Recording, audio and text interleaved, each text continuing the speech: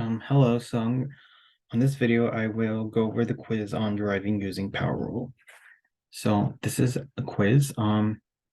If you need to pause the video to write down the problem, go ahead and pause the video. So on this quiz, we got to find first derivative by applying power rules. So let's do that.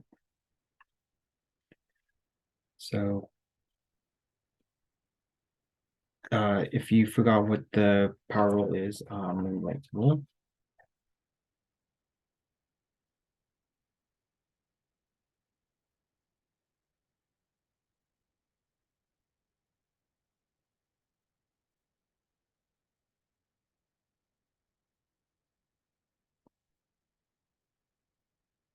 Okay, so let's find h prime of s. So let's start with, there's two terms. We have s of 4 raised to the fifth.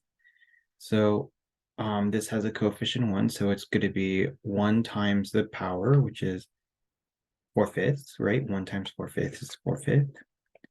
The s stays the same. You could put the s in the middle, or you could put it on the top. It really doesn't matter. And then the new power is going to be the old minus 1. So the old power is 4/5 minus 1. I'll clean that up later. And then let's try taking the derivative of the second term.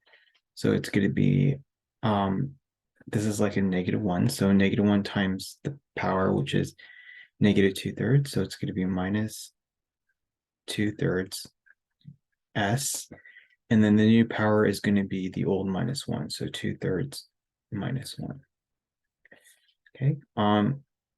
Let's simplify this power. So 4/5 minus 1.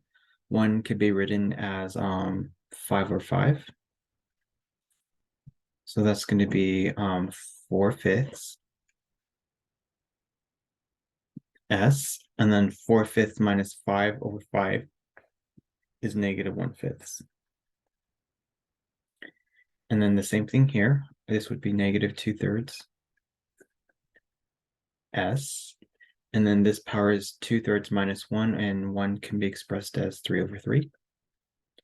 So 2/3 minus 3/3 is -1/3. Okay. You can stop here, or some teachers prefer to write it as a positive power. So let's do that.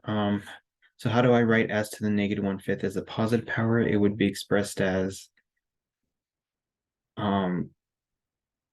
1 over s to the positive 1/5. And then you have 4/5 still. And then minus s to the -1/3 as a positive power could be expressed as 1 over s to the positive 1/3. And then 2/3 is still there.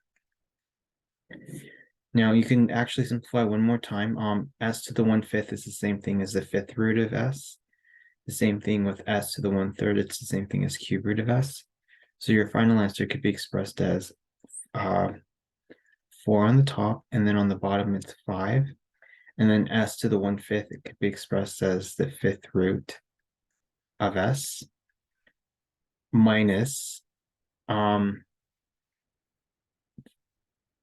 this could be expressed or simplified as 2/3, and then s to the 1/3 could be expressed as the cube root of s. And that's it. So that's your final answer.